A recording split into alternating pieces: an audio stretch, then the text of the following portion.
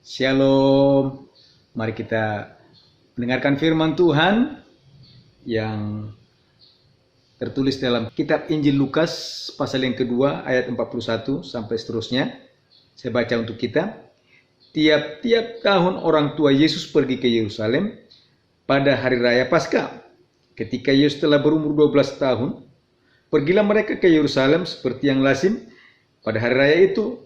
Sehabis hari-hari perayaan itu, ketika mereka berjalan pulang, tinggallah Yesus di Yerusalem tanpa diketahui orang tuanya.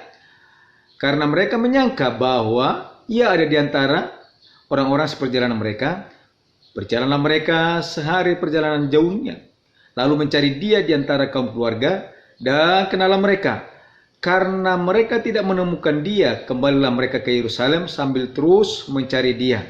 Sesudah 3 hari mereka menemukan dia dalam bait Allah. Ia sedang duduk di tengah-tengah alim ulama sambil mendengarkan mereka dan mengajukan pertanyaan-pertanyaan kepada mereka.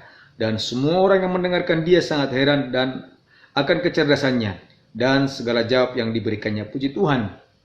Ya, dikatakan bahwa waktu Yesus umur 12 tahun, mereka pergi merayakan Paskah ke Yerusalem beserta keluarga.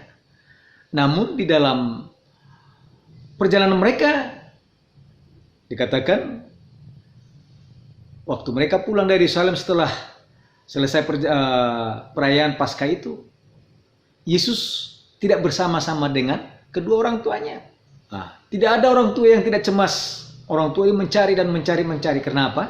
Mereka kehilangan persekutuan dengan Yesus. Mereka mencari dan mencari. Mereka bertanya-tanya sana sini, termasuk keluarga yang seperjalanan pada saat itu. Namun tidak menemukan. Dikatakan di sini mereka mencari. Kalau ada kata mencari berarti ada sesuatu yang hilang. Iya. Mereka kehilangan persekutuan dengan Yesus. Sekarang yang menjadi pertanyaan topik pada saat ini firman Tuhan. Mengapa orang Kristen bisa kehilangan persekutuan dengan Tuhan saat ini? Ini pelajaran bagi kita. Yang pertama saya sampaikan bahwa orang Kristen terlalu sibuk. Orang tua daripada Yesus dikatakan mungkin saking ramainya perjalanan mereka, mungkin ada kenalan satu keluarga, kenalan dulu, ngobrol-ngobrol gitu ya. Punya kesibukan masing-masing sehingga kedua orang tuanya ini kehilangan Yesus. Sama juga dengan orang Kristen saat ini, banyak yang sibuk. Ya. Sibuk dengan pekerjaannya sampai-sampai bisa dengan lembur tengah malam. Sibuk. Iya. Sibuk dengan usahanya. Wah, ini kan Pak Pendeta kan sedang bangun karir, sedang bangun usaha. Bagaimana supaya usaha ini bisa mantap. Nggak salah. Tapi dikatakan jangan terlalu sibuk. Apa yang membuat orang bisa kehilangan persekutuan dengan Tuhan? Selain usaha, selain pekerjaan, urusan-urusan orang lain. Dan saat ini banyak orang sibuk ngurusin urusan bisnis orang lain, urusan pribadi orang lain, urusan keluarga orang lain. Ini sipolan itu. Apalagi yang bisa membuat orang kehilangan persekutuan dengan Tuhan karena sibuk ini? Sibuk dengan apa? Sibuk dengan HP-nya, gadgetnya. Iya. Nggak salah, nggak ada salah dengan HP-nya. Tapi kalau itu untuk kemuliaan Tuhan, memberitakan firman Tuhan.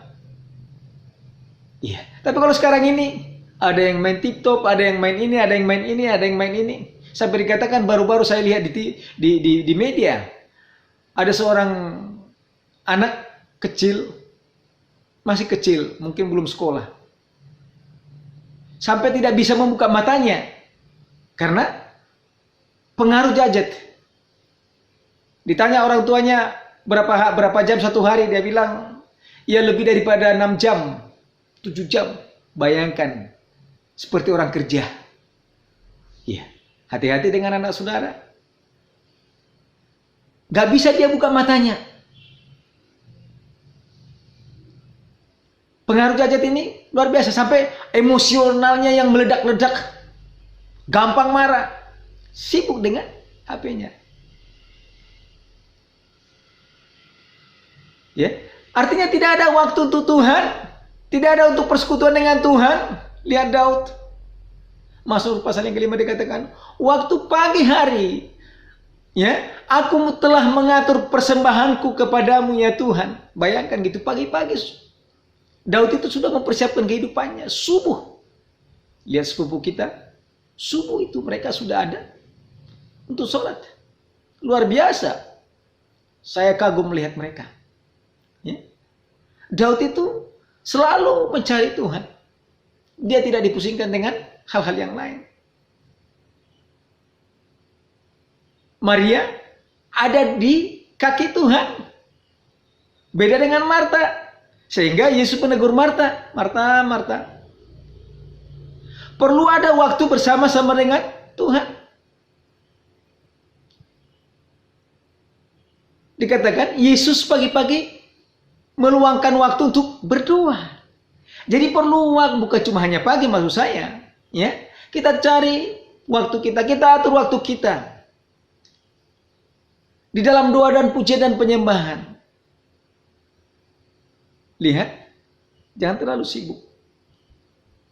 Karena iblis bisa pakai semua ini supaya kita menjauhkan, supaya itu membuat kita jauh daripada Tuhan. Rapat sana, rapat sini. Oh, dari mana? Oh, di sini Pak. Ada rapat di mana? Di Bali. 2 tahun lagi di mana? Oh, di luar negeri. Iya. Tapi tidak pernah ada di kaki Tuhan. Yang pertama, ya, orang tua Yesus ini. Kenapa mereka kehilangan persekutuan? Karena terlalu sibuk. Ya, orang Kristen juga terlalu sibuk. Tidak ada waktu untuk Tuhan. Itu yang pertama. Yang kedua, kenapa orang kehilangan persekutuan dengan Tuhan? Yang kedua, karena bingung. Ya kok bisa? Coba kita lihat firman Tuhan. Lukas pasal yang ke-24. Ayat yang ke-13 saya baca untuk kita. Pada hari itu juga 2 orang dari murid-murid Yesus pergi ke sebuah kampung bernama Emmaus yang terletak kira-kira 7 mil jauhnya dari Yerusalem. Perhatikan. Dan mereka bercakap-cakap tentang segala sesuatu yang telah terjadi. Apa yang terjadi? Penyaliban Yesus. Ketika mereka sedang bercakap-cakap dan bertukar pikiran, datanglah Yesus sendiri mendekati mereka lalu berjalan bersama-sama dengan mereka. Memang mereka bersama-sama, tapi tidak mengenal siapa yang mereka temanin. Tetapi ada sesuatu yang menghalangi mata mereka sehingga mereka tidak dapat mengenal Dia. Yesus berkata kepada mereka, apakah yang kamu percakapkan sementara kamu berjalan? Maka mereka berhentilah dan muka yang muram. Kenapa mereka muram? Karena seolah-olah kamu itu asal nyeleneh gitu kan? Nah, terus seorang dari mereka bernama Kleopas menjawab, adakah engkau satu-satunya orang asing di Yerusalem yang tidak tahu apa yang terjadi di situ pada hari-hari belakangan ini? Wih, luar biasa. Pertanyaannya luar biasa. Terus katanya kata Yesus kepada mereka, apakah itu? Jawab mereka, apa yang terjadi dengan Yesus seorang Nazaret? Dialah seorang nabi yang berkuasa dalam pekerjaan dan perkataannya di hadapan Allah dan di depan seluruh bangsa kami. Dan seterusnya dan seterusnya. Dia ceritakan. Bagus. Hafal firman Tuhan. Ya. Tapi kita perhatikan ayat yang ke 25. Lalu Yesus berkata kepada mereka, hai kamu orang bodoh, betapa lambannya hatimu sehingga kamu tidak percaya segala sesuatu yang telah dikatakan para nabi. Bukankah Mesias harus menderita semuanya itu untuk masuk ke dalam kemuliaannya? Lalu ia menjelaskan kepada mereka yang tertulis tentang Dia di dalam seluruh kitab suci, mulai dari kitab Musa dan segala kitab nabi-nabi. Mereka mendekati kampung yang mereka tuju. Lalu ia di sini Yesus berbuat seolah-olah hendak melanjutkan perjalanannya. Tetapi mereka sangat mendesak, katanya, tinggallah bersama-sama dengan kami. Sebab hari telah menjelang malam dan matahari hampir terbenam. Lalu masuklah ia tinggal bersama-sama dengan mereka. Perhatikan ayat 30. Waktu dia duduk makan dengan mereka, ia mengambil roti, mengucap berkat, lalu mecah-mecahkannya dan memberikan kepada mereka. Ketika itu terbukalah mata mereka dan mereka pun mengenal dia, tetapi dia lenyap di tengah-tengah mereka. Puji Tuhan. Perhatikan. Yang kedua, karena bingung. Murid-murid ini percaya, ya, Yesus, Nabi, percaya apa yang dikatakan kitab suci, tapi tidak percaya dengan apa yang dia lihat. Kenapa? Karena mereka bingung. Masa Tuhan, masa guruku dibunuh. Jadi semua pada saat itu beritanya sangat gempar saat itu. Ya, semua orang bingung. Orang yang mereka percaya, orang yang berkuasa dalam perkataan dan bahkan dalam pekerjaannya. Itu yang dikatakan murid-murid. Tapi kok bisa dibunuh? Ya, mereka bingung karena melihat keadaan. Ya, orang Kristen juga saat ini banyak yang bingung melihat keadaan dunia saat ini. Di mana-mana ada penyakit COVID yang saat ini tidak pernah, sudah berapa tahun, ya, seluruh dunia. Selain itu apalagi bencana-bencana alam, ada gempa, ada banjir, bukan cuma di Indonesia, tapi di luar juga. Baru-baru beritanya di Australia banjir, bayangkan gitu ya. Apalagi ada perang. Bukan nggak berdoa, tapi mereka bingung melihat keadaan ini. Karena perang, ada eksodus luar biasa ke negara-negara lain. Bingung. Bingung melihat bangsa ini. Coba perhatikan di negara kita ini saat ini. Saling fitnah, saling ancam-mengancam, demo yang tidak jelas. Bayangkan gitu ya. Kan mungkin kita lebih bagus bekerja daripada harus demo setiap hari. Tapi sebagian orang bingung. Kenapa Indonesia ini? Kenapa bangsaku ini? Bingung melihat bangsa ini. Bingung lagi apa? Melihat keadaan gereja. Melihat pemimpin-pemimpin gereja, melihat para pemimpin gereja yang saling menjelekan. Ada teman buat di Facebooknya, kalau hanya ngomong sih nggak masalah. Ada pendeta-pendeta yang pengajarannya sesat sih saya nggak masalah. Tapi ini gambarnya dibuat dan namanya jelas. Waktu ada yang komen, Pak, tolong bukti faktanya bahwa pendeta ini pengajarannya sesat, tolong berikan saya. Tidak bisa dipertanggungjawabkan. Bisa jemaahnya bingung. Kenapa? Tidak jadi contoh. Saling menjelekan, saling fitnah. Ya, jemaat awam itu bisa bingung. Ya, sehingga apa? Tidak sedikit orang-orang Kristen saat ini yang murtad tinggalkan Yesus. Kenapa? Ya, pendeta aja nggak jadi contoh. Para pelayan-pelayan Tuhan, hamba-hamba Tuhan tidak jadi contoh. Pelecehan seksual, pendeta dengan jemaatnya, guru dengan muridnya. Kita lihat bingung semua lihat. Melihat keadaan ini. Tapi tetap ikut Tuhan. Jangan tinggalkan Tuhan. Karena bingung orang banyak saat ini sedang murtad. Dengan licik iblis itu memutarbalikkan keadaan itu. Dengan licik iblis itu memutar kebenaran itu. Sehingga mereka tinggalkan Tuhan. Ada lagi saksian di YouTube. Dengan mudahnya manisnya. Mudahnya lidahnya itu. Memperbaikan cara mengikut Tuhan itu. Tapi itu pribadinya dia. Tapi saya maksud ini. Itu bukti daripada pikiran mereka yang sedang bingung. Tidak menjadi contoh. Yang ketiga. Kenapa orang Kristen kehilangan persekutuan dengan Tuhan? Yang ketiga ini karena dosa.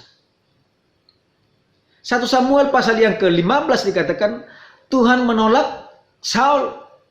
Ya, Tuhan menolak Saul. Kenapa? Karena dikatakan 1 Samuel 16 dikatakan, ya, mendengar itu lebih baik daripada korban tambun.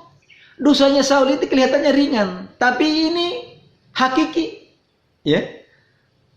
Dia katakan Dosanya Saul tidak berzina sama seperti Daud. Dosanya Saul bukan pembunuh, cuma tidak melakukan aja. Ya. Dia mendengar, katakan Samuel kepada Saul, kau tidak mendengar perkataan Tuhan. Sebenarnya dia mendengar. Tuhan berkata kepada Saul, bunuh Agag dengan semua penduduknya, bahkan serta ternaknya. Tapi Saul tidak membunuh Agag, Raja Agag. Tidak memusnahkan semua binatang-binatang hewannya, ternaknya. Ya, dia pikir sayang ini bisa dipotong. Ya, bisa dipersembahkan untuk pelayanan, pikirnya gitu. Banyak orang saat ini, banyak. Ya. Tapi dikatakan Saul ini dia tidak mendengarkan. Mendengar tapi tidak mendengarkan. Dan yang kedua tidak melakukan. Artinya dia tidak taat. Ya.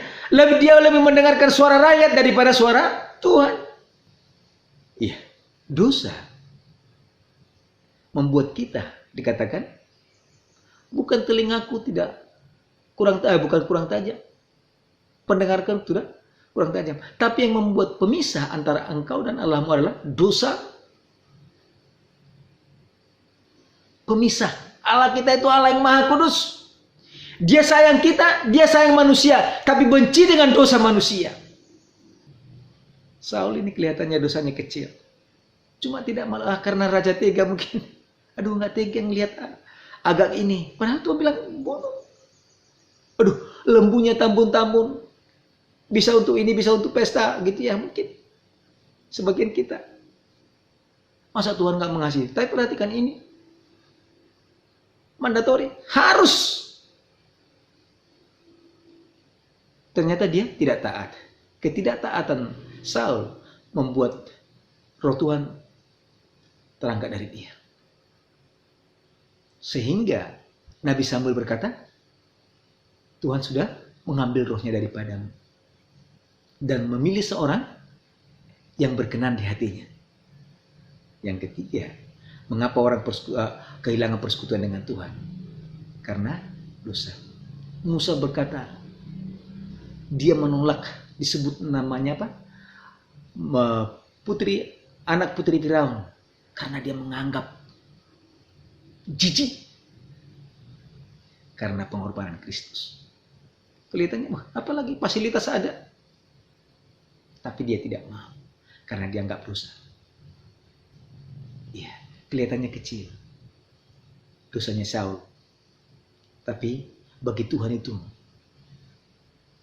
fatal, dikatakan ketidaktaatan. Yang terakhir, kenapa orang kehilangan persekutuan dengan Tuhan?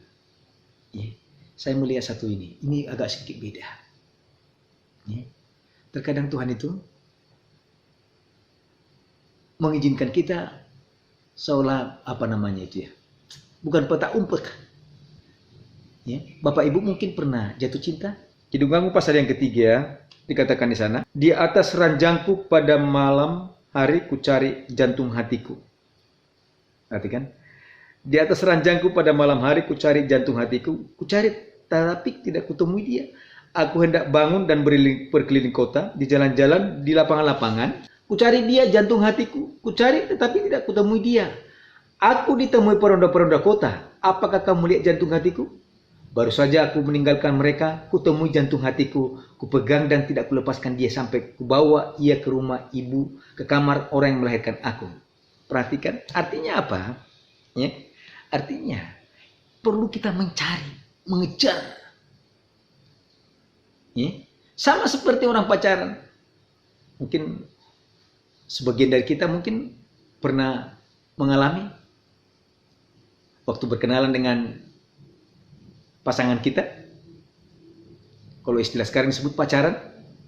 Wih, begitu indah.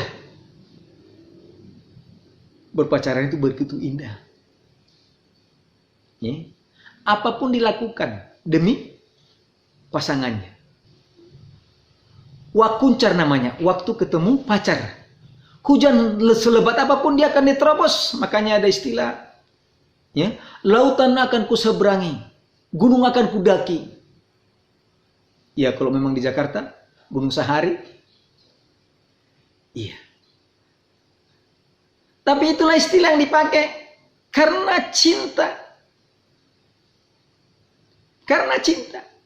Demikian juga kita jangan sampai kehilangan persekutuan dengan Tuhan karena kita ya udahlah, bodo amat. Ya. Tapi perhatikan orang yang sedang jatuh cinta. Ya. Di telepon, yang nanti belikan bakso ya. 1 porsi. Saya yakin dia akan belikan 2 porsi. Kenapa? Seorang yang sedang jatuh cinta. Pengen ketemu. Istilah sekarang wakuncar. Waktu ketemu pacar. Terus bergairah. Demikian juga kita dengan Tuhan. Ya, setiap hari, setiap waktu. Ya, di mana ada kesempatan kita harus bisa mengatur waktu kita. Jangan sampai waktu mengatur kita. Kita yang mengatur. Oh, jam sekian. Jam sekian. Bukan saya sibuk dari pagi sampai malam. Iya, bisa subuh. Oh, kan masih ngantuk karena capek. Tidak ada. Semua jamnya itu bisa kita sama. 24 jam 1 hari. Bisa. Kalau engkau bisa mengerjakan yang lain, kenapa untuk Tuhan tidak bisa kau lakukan? Perlu mencari dan mencari Tuhan. Orang yang mencari Tuhan tidak pernah dipermalukan. Saya percaya waktu kita banyak bersekutu dengan Tuhan, ya, Tuhan akan memberikan kekuatan kepada kita. Bagi saudara saya untuk menghadapi, untuk melewati tantangan hidup ini, untuk melewati zaman yang tidak menentu ini. Tangan Tuhan akan menuntun, tangan Tuhan akan menopang, dan roh Tuhan akan menyertai kita. Wahyu pasal yang ketiga, ayat 10 dikatakan, aku akan memberikan pencobaan atas seluruh dunia, termasuk saudara dan saya. Namun karena engkau taat, engkau setia, aku akan menyertai engkau. Saya percaya Bapa kita selalu mengasihi kita. Ayo, selalu bersekutu dengan Tuhan. Cari waktu. Ini waktunya mempersiapkan diri kita untuk selalu mengasihi Tuhan. Terima kasih. Tuhan Yesus memberkati. Shalom.